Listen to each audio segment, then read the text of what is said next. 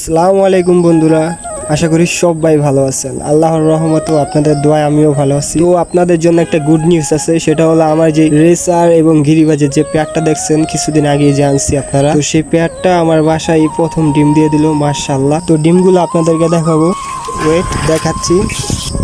এই এই বেটা, আরে ভাই আস্তে আস্তে লিগা, আমি তো তোর ডিম নিতে আসি নাই গা, জাস্ট দেখাবো ওদেরকে।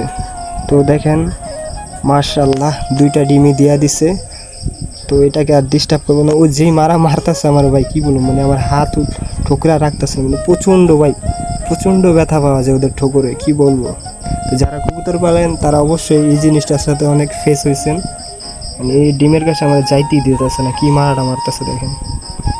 হাই রে ভাই থাম না। তো ওকে আর ডিস্টার্ব করলাম না। তো এইখানে আমার কিছু কাজ আছে, তো আমি ডিমগুলারে এখান থেকে নিয়ে আসবো। ডিমগুলারে নিয়ে আসা তো এখানে কি করব, তো ডিমগুলারে আমি দুটোটারে এক সাইডে রেখে দেবো এখন। তো এইখানে একটা সমস্যা হয়েছে কি, তো এই যে প্রথম ডিমটা ঠিক আছে, তো এখানে তো দ্বিতীয় ডিমটা এখানে দেখছেন না, এটা পুরোপুরি খোসা হয় নাই কা।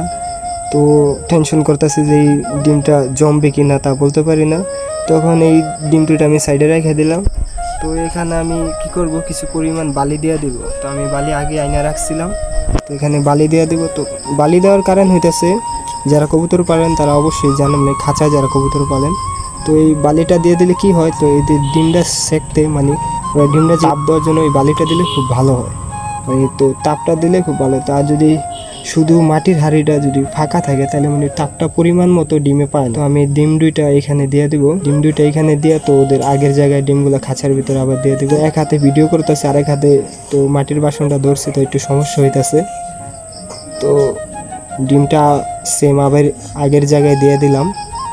তো দেখতেছেন ও ডিমটা পায়া খুবই আনন্দ আছে, খুশিতে। তো এদেরকে আর ডিস্টার্ব করলাম না। তো আশা করি সবাই ভালো থাকবেন আর আমার জন্য সবাই দোয়া করবেন। আসসালামু আলাইকুম, সবাই ভালো থাকবেন।